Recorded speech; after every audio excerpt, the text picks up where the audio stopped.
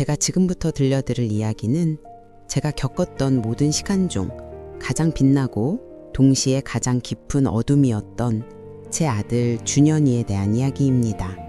이 이야기는 저의 일기장 속 깊은 곳에 묻혀있던 고백과 같습니다. 옆집에 사는 다정한 이웃에게 아주 조용히 속삭이듯이 말씀드릴게요. 저는 올해로 쉰을 바라보는 민서입니다. 특별할 것 없는 삶이었지요. 남편과 아들 준영이, 세 식구가 서울 외곽의 오래된 아파트에서 살았습니다. 준영이가 떠난 후 제 삶은 형체 없는 안개 속을 헤매는 듯합니다. 거실의 큰 창문으로 들어오는 햇살은 여전히 눈부시지만 그 빛은 더 이상 따뜻하게 느껴지지 않아요. 단지 눈만 부시게 할 뿐입니다. 저는 원래 꽤 꼼꼼한 사람이었습니다. 매사에 계획적이었고 살림은 언제나 정갈하게 유지했지요. 냉장고 속 재료들은 유통기한별로 분류되어 있었고 준영이의 학업 스케줄은 벽에 붙은 큰 화이트보드에 빼곡히 적혀 있었습니다. 약간의 완벽주의 성향이 저를 움직이는 동력이었거든요. 엄마의 노력만큼 아들이 잘 될 수 있다는 단순한 믿음으로 살아왔습니다. 그래서 제가 아들에게 잔소리를 할 때도 그것은 꾸중이라기보다는 미래를 위한 투자라는 명분으로 포장되곤 했었지요. 물론 준영이는 그런 저를 이해했습니다. 아니, 이해해 주었습니다. 우리 준영이는 23, 이제 곧 대학을 졸업하고 사회로 나갈 준비를 하던 청년이었습니다. 키는 저보다 한참 커서 벌써 제 머리 위를 훌쩍 넘었고요. 늘 사람들에게 웃는 얼굴을 보였고 주변 사람들을 편안하게 해주는 재주가 있었습니다. 저는 준영이의 그 환한 미소가 참 좋았어요. 사춘기 시절에도 크게 속썩이는 일 없이 저와 농담을 주고받을 만큼 대화가 잘 통했거든요. 주변 친구들 엄마들이 부러워할 정도로 저희 모자는 참 가까웠습니다. 그 마지막 아침은 정말 너무나 평범했어요. 부엌의 작은 창문으로 아침 햇살이 스며들어 하얗게 먼지가 떠다니는 모습까지도 기억이 생생합니다. 제가 주방에서 김치찌개를 끓이고 있을 때 준영이가 잠이 덜 깬 목소리로 주방에 들어섰습니다. 엄마, 오늘 아침은 김치찌개예요? 저 어제 늦게 잤더니 입맛이 없는데. 입맛이 없긴 밥이 꿀맛이지. 얼른 앉아. 어제 그 호밀 토스트는 언제까지 먹을 거니? 제가 퉁명스럽게 대꾸했지요. 사실은 입맛 없는 아들이 걱정되면서도 제가 준비한 밥을 먹지 않는 것이 서운했던 겁니다. 준영이는 싱크대 앞에 서서 머리를 극적이며 말했죠. 알았어요. 그럼 밥 반 공기만요. 대신 햄은 2조각 주세요. 오늘 발표 있어서 에너지 충전해야 하거든요. 준영이는 젓가락으로 햄을 집어 자신의 밥 위에 두었습니다. 작은 일에도 왠지 모르게 저와 흥정을 하려 했던 준영이의 모습이 떠오릅니다. 그때 저는 바보같이 넌 꼭 필요한 것만 챙긴다니까. 엄마 정성 좀 생각해라. 하고 또 잔소리를 했어요. 왜 그랬을까요? 그때 저의 감정은 사랑이었는데 표현은 늘 퉁명스러운 걱정이었죠. 제가 사랑한다는 말 대신 택했던 그 수많은 잔소리들이 지금은 제 심장을 찌르는 가시가 되었습니다. 준영이는 제 잔소리에도 익숙했는지 빠르게 밥을 먹고 일어섰습니다. 급하게 현관으로 향하면서 그는 습관적으로 저에게 소리쳤죠. 엄마, 다녀올게요. 저녁에 늦을 거예요. 언제나 같은 톤, 같은 속도로 말입니다. 저는 그때 막 상위를 치우느라 바빴어요. 손에 들고 있던 밥그릇이 미끄러질까봐 그저 고개만 끄덕이며 응? 하고 짧은 대답으로 아들의 마지막 인사를 대신했습니다. 현관문이 찰칵 소리를 내며 닫히는 소리, 아들이 계단을 뛰어내려가는 소리, 그리고 곧이어 저 멀리서 들리는 버스 소리까지 모든 것이 완벽하게 일상의 궤도 안에 있었습니다. 그 평범함 속에는 단 하나의 균열도 없었습니다. 그날 저녁 7시 40분 제가 끓인 된장찌개가 식어가고 준영이가 돌아오기를 기다리며 TV를 보던 바로 그 시간에 제 손에 들려있던 낡은 휴대폰이 울리기 시작했어요. 화면에 뜬 낯선 번호는 제 삶을 영원히 멈추게 할 비극을 예고하고 있었지요. 저는 그 전화벨 소리가 그 세상의 모든 소리를 삼켜버릴 침묵의 시작일 줄은 그때는 알지 못했습니다. 저의 삶이 평온했던 이 공간이 이제 곧 처절한 후회와 그리움으로 가득 찬 미로가 될 것임을 그때는 정말 전혀 짐작하지 못했던 것입니다. 이 모든 것이 불과 몇 시간 전의 일이었습니다. 제 삶을 멈춘 그 전화벨 소리는 길게, 아주 길게 이어졌습니다. 수화기 너머로 들려온 목소리는 낯설었지만 그가 전하는 말의 무게는 제 생에 가장 익숙하고 견고했던 세상의 무게를 단숨에 짓눌러 버렸습니다. 제가 급히 택시를 잡아 타고 병원으로 향하는 그 짧은 시간 동안 저는 마치 영화의 한 장면처럼 온몸이 굳어진 채 어떤 감정도 느낄 수 없었습니다. 그저 아니야, 잘못 들었을 거야, 우리 준영이가 아니야 라는 세 마디 문장만이 머릿속을 맴돌았을 뿐입니다. 병원 응급실 복도의 차갑고 푸른 조명은 현실감을 더욱 희미하게 만들었습니다. 저를 맞이한 것은 하얀 가운을 입은 의사 선생님의 깊은 침묵과 이미 현실을 직시한 남편의 떨리는 어깨였습니다. 남편은 저를 보자마자 아무 말도 하지 못하고 그저 제 손을 잡고 복도 구석으로 끌고 가 고개를 숙였습니다. 저는 그때 알았습니다. 제 직감, 그 불길한 예감이 맞았다는 것을요. 저는 눈물 대신 차가운 모를 들이킨 것처럼 온몸이 깔려왔습니다. 곧바로 의사 선생님께 달려가 상황을 물었습니다. 제가 듣고 싶었던 말은 그저 크게 다치지는 않았다는 단순한 한마디뿐이었습니다. 선생님, 우리 준영이 괜찮은 거죠? 의식이 없는 건가요? 금방 깨어날 수 있는 거죠? 의사 선생님은 제 눈을 피하지 않고 마주 보셨습니다. 그분의 얼굴에는 깊은 피로와 함께 형언할 수 없는 안타까움이 담겨 있었습니다. 그분은 정중하지만 단호한 어조로 말씀하셨습니다. 어머니, 죄송합니다. 환자분은 저희가 할 수 있는 모든 조치를 취했지만 심각한 외상으로 인해 결국이라는 단어가 제 귀에 박히는 순간 복도 전체가 일그러지면서 저를 향해 무너져 내리는 듯 했습니다. 저는 소리를 지르지도 주저앉지도 못했습니다. 그저 제 몸을 지탱하던 힘줄이 끊어진 것처럼 무력하게 서 있을 뿐이었죠. 남편이 뒤늦게 저를 붙잡았지만 저는 이미 제 정신이 아니었습니다.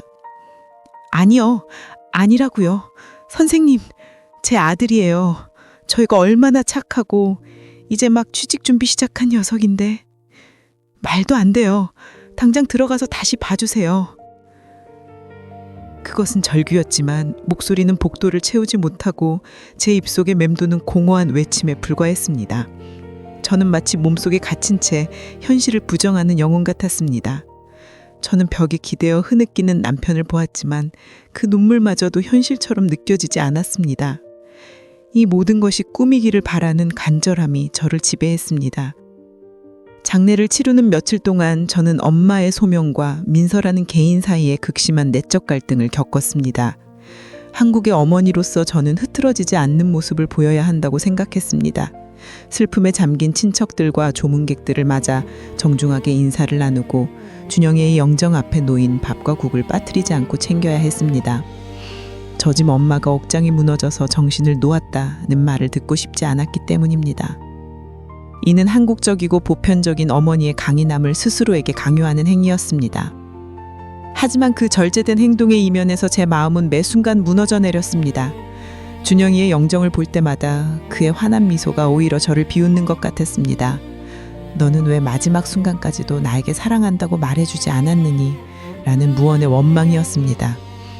제 머리는 냉정하게 장례를 치러야 한다고 명령했지만 제 가슴은 당장 이 관을 부수고 아들을 안아줘야 한다고 외쳤습니다.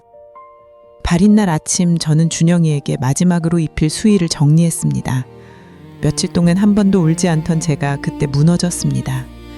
저는 수의를 잡고 온몸을 떨면서 작은 소리로 준영이에게 말했습니다. 엄마가 미안해. 왜 왜 엄마는 너한테 따뜻한 말 한마디를 아껴까? 엄마가 너를 얼마나 사랑했는지 그때 이야기해줬어야 했는데. 이 말은 준영이를 향한 사과이자 동시에 자신에게 던지는 절규였습니다. 저는 좋은 엄마가 아니었다는 죄책감에 빠졌습니다. 늘 완벽함을 추구하던 저는 가장 중요한 사랑의 표현이라는 부분에서 치명적인 실패를 경험했던 것입니다. 남편이 뒤늦게 저를 붙잡았지만 그의 위로 역시 그날의 차가운 응급실 복도 조명처럼 느껴질 뿐이었습니다. 장례가 끝난 후 세상은 너무나 빨리 일상으로 돌아왔습니다. 이웃들은 안타까워하며 조의를 표했지만 그들의 일상은 계속되었습니다. 쌀을 씻고 빨래를 널고 웃고 이야기합니다. 저는 그 계속되는 일상의 소리가 견딜 수 없었습니다. 그 모든 소리가 준영이 없는 세상의 소음처럼 느껴졌습니다. 깊어진 고민과 함께 저는 결심했습니다. 제 삶은 이제 준영이의 빈 자리를 증명하는 삶이 될 것이라고요. 저는 더 이상 흐트러짐 없이 강한 엄마로 행동하지 않기로 했습니다. 대신 저의 모든 후회와 사랑을 정면으로 마주하기로 결심했습니다. 제가 준영이에게 다정하게 이야기해주지 못했던 그 모든 시간들을 기록하고 그를 추억하며 진정한 엄마의 마음을 발현하기로요. 다음 장에서는 제가 준영이에게 남기지 못한 말들을 담아내기 위해 매일 밤 준영이의 방에서 일기장을 펼치게 된 이야기를 들려드릴까 합니다. 그 방에는 아직 준영이의 온기가 남아있거든요.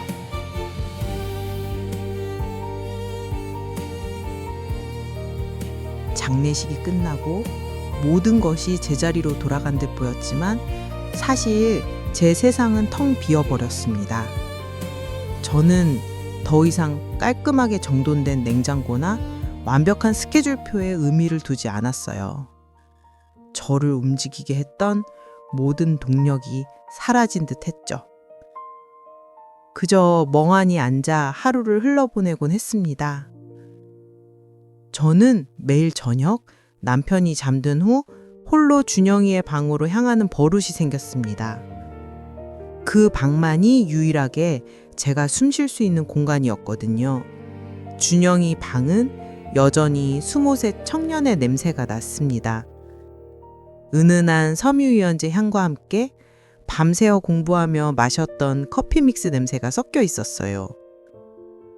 저는 조심스럽게 방 안을 둘러보았습니다. 모든 물건들이 준영이가 마지막으로 만졌던 그 자리에 그대로 있었죠. 책상 위에는 며칠 밤을 새워 만들었을 취업 포트폴리오 파일철이 놓여 있었고, 낡은 스탠드는 아직도 준영이가 쓰던 각도로 기울어져 있었답니다. 저는 준영이가 가장 아끼던 파란 후드티를 옷장에서 꺼내들었습니다. 그 옷은 준영이가 고등학교 때부터 입던 거라 소매 끝이 해져 있었지만 준영이는 이상하게 이 옷만 고집했어요. 저는 그 후드티를 얼굴에 묻고 냄새를 맡았습니다. 제가 그토록 그리워하던 준영이의 온기가 희미하게 남아있는 것 같았거든요. 준영아, 엄마가 너한테 못해준 말이 너무 많아. 저는 그 옷을 안고 조용히 울었습니다. 소리내어 울면 남편이 깰까봐 입을 틀어막고 울었죠. 그렇게 눈물로 시간을 보내다가 문득 후드티 주머니에 손을 넣어 보았습니다. 혹시나 준영이가 마지막으로 남긴 메모라도 있을까 하는 신락 같은 희망 때문이었어요. 주머니 속에는 먼지와 작은 동전 몇 개뿐이었습니다. 실망하려는 찰나 손끝에 무언가 얇고 딱딱한 것이 만져졌어요. 꺼내보니 그것은 오래된 명함 크기의 사진이었습니다. 색이 바래서 가장자리가 약간 노랗게 변한 사진이었죠. 사진 속에는 저와 준영이가 함께 있었습니다. 준영이가 초등학교 저학년쯤 되었을 때 놀이공원에 가서 찍은 사진이었어요. 회전목함 앞에서 활짝 웃고 있는 준영이와 그 옆에서 어색하게 미소 짓고 있는 젊은 시절의 제가 담겨 있었죠. 저는 그 사진을 언제 찍었는지조차 기억하지 못했어요. 준영이가 이걸 아직도 갖고 있었구나. 저는 사진 뒷면을 살펴보았습니다. 준영이의 서툰 글씨로 이렇게 적혀 있었어요. 엄마는 웃는 게 제일 예쁘다. 아들 준영. 제 가슴이 와르르 무너지는 소리가 들리는 것 같았습니다. 저는 준영이에게 늘 공부해라, 밥 먹어라, 늦지 마라, 라는 말만 했던 엄마였어요. 제가 웃는 모습이 예쁘다는 말은 한 번도 들어본 적이 없었죠. 그 흔한 칭찬 한마디도 건네주지 못했는데 준영이는 제가 가장 아름답다고 생각했던 그 순간의 사진을 낡은 후드티 주머니에 꼭 넣어 다니고 있었던 겁니다. 준영아, 너는 언제부터 엄마를 이렇게... 저는 준영이가 제게 보냈던 숨겨진 진심의 증거를 발견한 것 같다 한없이 울었습니다. 이 작은 사진 한 장이 제가 그동안 아들에게 쏟아냈던 수많은 잔소리보다 훨씬 더 크고 깊은 사랑이었다는 것을 깨달았죠. 준영이는 저의 퉁명스러움 속에서도 저의 사랑을 읽어내고 있었는데 저는 왜 제가 가장 사랑하는 아들의 진심을 그동안 보지 못했을까요? 저는 문득 준영이의 책상 위를 다시 바라보았습니다.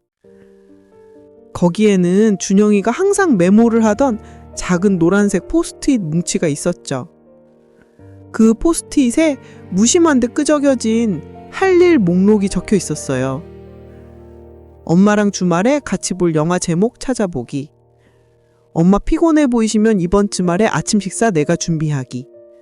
파란 후드티 세탁소에 맡기기. 엄마가 자꾸 낡았다고 버리라고 하심. 저는 준영이가 늘 무심하고 자기 일만 신경 쓰는 줄 알았는데 아니었어요. 준영이의 일상 속에는 엄마를 위한 작은 계획들이 빼곡히 숨어 있었던 겁니다. 저는 이제 알겠어요. 준영이는 저에게 끊임없이 사랑의 신호를 보내고 있었는데 제가 제 잔소리 뒤에 숨어서 그걸 외면했던 거였죠. 제가 준영이에게 사랑해요 라고 말해주지 못한 것처럼 준영이도 저에게 엄마가 최고야 라는 말을 직접적으로 하기보다는 작은 행동들로 보여주고 있었던 거예요. 이 사진과 포스트잇 메모들은 저를 더 깊은 후회로 몰아넣었습니다.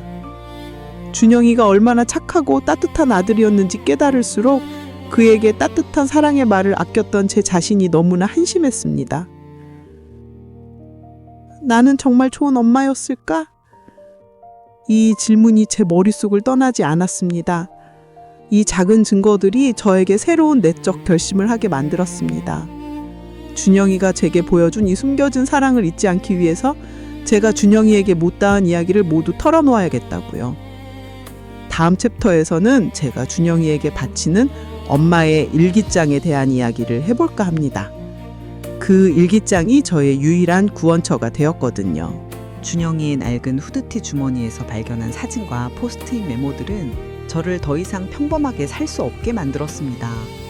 그 작은 증거들은 제가 준영이에게 아꼈던 모든 따뜻한 말들이 얼마나 부질없었는지를 끊임없이 상기시켰거든요. 저는 매일 밤 준영이 방에서 울다가 지쳐 잠들기를 반복했어요. 그러던 어느 날 남편과의 갈등이 최고조에 달했습니다. 남편은 저와 달리 묵묵히 슬픔을 견디는 타입이었어요. 겉으로 티를 내지 않았지만 매일 밤 거실에서 혼자 술잔을 기울이는 모습이 보였죠. 남편은 제가 준영이 방에 틀어박혀 사는 것을 이해하지 못했어요. 남편은 제게 이제 그만 일상으로 돌아와야 한다고 말했지만 제게 일상이란 준영이가 없는 고통스러운 현실 그 자체였습니다. 그날은 비가 억수같이 쏟아지는 날이었어요. 남편이 퇴근 후 거실 소파에 앉아 캔맥주를 따는 소리가 들렸습니다. 저는 준영이 방에서 막 울고 나온 참이라 눈이 퉁퉁 부어 있었죠. 남편이 저를 보고 먼저 입을 열었습니다. 여보, 이러지 마. 당신 이렇게 지내는 거 준영이가 원치 않을 거야. 남편의 목소리는 절제되어 있었지만 그 안에 담긴 답답함이 느껴졌습니다. 저는 억눌러 왔던 모든 감정이 폭발듯이 터져나왔습니다. 당신은 어떻게 그렇게 태어내? 캔맥주를 마실 정신이 있어? 우리 아들이 없는데? 남편은 자리에서 벌떡 일어났습니다. 태어나다니? 내가 당신보다 덜 슬픈 것 같아? 나는 회사에서도 집에서도 단 한순간도 편하게 숨 쉬어본 적이 없어. 다만 당신이라도 일어나야 하잖아. 남편은 처음으로 저에게 큰 소리를 냈습니다. 일어나? 내가 어떻게 일어나? 당신은 모르지.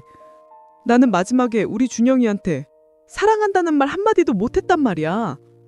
햄 2조각 더 달라는 애한테 나는 잔소리만 퍼부었어. 당신은 말했어? 마지막에 뭐라고 했어?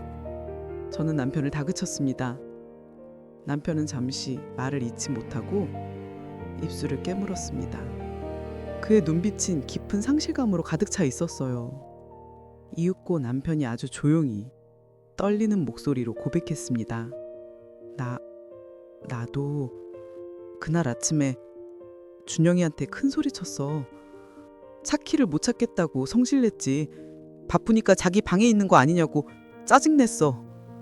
준영이는 아무 말 없이 방에 가서 찾아줬는데 나는 고맙다는 말도 안 했어.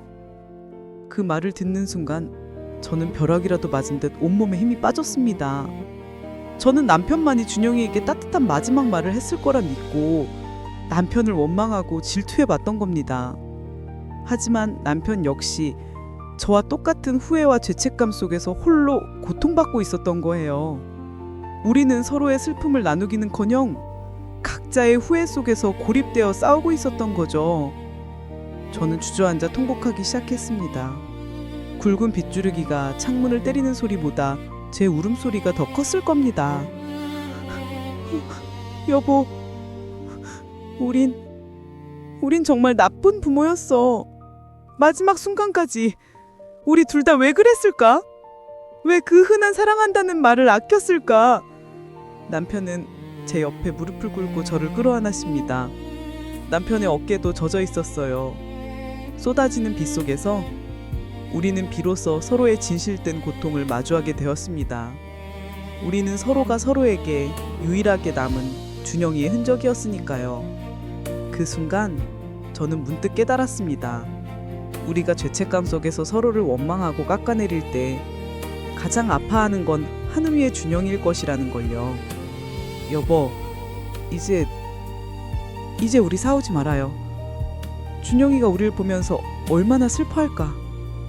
우리 이제라도 준영이한테 못다한 이야기 같이 해줘요. 남편은 고개를 끄덕이며 제 손을 힘껏 잡았습니다. 그 꽉 잡은 손의 온기가 빗속의 찬 공기를 뚫고 제 마음에 전달되었습니다.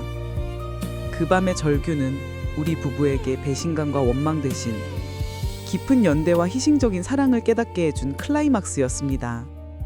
이제 우리는 준영이를 향한 후회를 안고 함께 엄마의 일기장을 써나가기로 결정했습니다. 그것이 준영이에게 전하는 우리의 마지막 사랑이 될 테니까요. 빗속에서 남편과 서로의 후회를 끌어안고 울었던 그날 밤 이후 저희 부부의 삶은 조금씩 달라지기 시작했습니다. 여전히 가슴속엔 준영이의 빈자리가 먹먹하게 남아 있었지만 이제 우리는 그 빈자리를 각자의 고립된 슬픔으로 채우지 않기로 했어요. 서로의 후회를 인정하고 나니 이전에는 보이지 않던 준영이의 따뜻한 흔적들이 다시 보이기 시작했거든요. 저는 마침내 엄마의 일기장을 펼쳤습니다. 그것은 단순히 슬픔을 기록하는 장부가 아니었어요. 준영이에게 못다한 사랑을 한자 한자 적어 내려가는 저의 고백서였죠. 저는 매일 밤 준영이 방 책상에 앉아 준영이의 낡은 스탠드 불빛 아래서 글을 썼습니다. 준영아, 오늘은 네 아빠랑 같이 네 방 청소를 했단다. 네가 쓰던 호밀빵 접시를 치우면서 네 아빠가 그랬지. 저 녀석은 빵 한 조각도 허투루 먹는 법이 없었다고. 우리는 네가 늘 툴툴거린다고 생각했는데 사실은 네 아빠 말대로 너는 참 소중한 것들을 아낄 줄 아는 아이였지. 엄마는 요즘 매일매일 네 후드티 냄새를 맡아. 네가 왜 그 낡은 옷을 그렇게 아꼈는지 이제야 알겠어. 엄마의 어설픈 사랑이 담긴 옷이었나 봐. 엄마는 네가 세상에서 가장 멋진 옷을 입길 바랬는데 너는 늘 엄마가 사준 그 옷이 가장 좋다고 말했었지. 그걸 이제야 깨달았어. 미안해. 저는 과거의 잔소리 대신 칭찬과 격려의 말들을 가득 채워 넣었습니다. 준영이가 처음 자전거를 배웠던 날의 용기에 대해, 발표 시간에 떨면서도 끝까지 해냈던 끈기에 대해, 그리고 피곤한 저를 위해 몰래 사다 놓았던 달콤한 초콜릿에 대해, 그 모든 사소하고 아름다운 순간들을 다시 꺼내어 사랑이라는 이름을 붙여주었답니다. 글을 쓰면서 저는 깨달았어요. 준영이가 제 곁에 없을지라도 준영이를 향한 제 사랑은 사라지지 않는다는 것을요. 오히려 준영이는 제게 삶의 가장 중요한 가치를 가르쳐주고 떠난 것 같았어요. 그것은 바로 표현하는 사랑이었습니다. 저는 준영이에게 사랑한다는 말을 아낌없이 해주는 연습을 이 일기장을 통해 하고 있는 겁니다. 어느 날 아침 저는 남편에게 말했어요. 여보, 우리 이제 울지만 말고 준영이처럼 웃는 얼굴로 지내봐요. 남편은 조용히 제 손을 잡더니 당신 웃는 게 제일 예쁘다고 준영이가 그랬잖아 하고 말했습니다. 준영이가 후드티 속에 숨겨두었던 그 오래된 사진 뒤편의 글귀를 남편도 기억하고 있었던 거죠. 우리는 그 말을 되새기며 준영이가 남기고 간 가장 따뜻한 메시지를 실천하기로 했습니다. 이제 저는 더 이상 준영이 방에 틀어박혀 울지만은 않습니다. 저는 이제 다른 사람들의 이야기에도 귀를 기울입니다. 준영이처럼 모든 사람이 겉으로 드러내지 않는 숨겨진 진심과 작은 고통을 안고 살아가고 있다는 것을 알게 되었거든요. 제 삶은 준영이가 떠나기 전으로 완전히 돌아갈 수는 없을 겁니다. 하지만 저는 매일 아침 창문으로 쏟아지는 햇살을 보며 조용히 다짐합니다. 오늘도 준영이 목까지 따뜻하게 살아갈게. 이 이야기는 비극으로 끝났지만 저희 부부에게는 새로운 희망의 시작이 되었습니다. 사랑은 결코 사라지지 않고 다만 다른 형태로 남아 우리를 이끌어준다는 것을요. 저는 오늘도 준영이에게 편지를 씁니다. 아마 이 편지들은 제가 이 세상을 떠나는 날까지 계속 될 것 같아요. 사랑한다, 준영아. 엄마는 오늘도 너 덕분에 살고 있어.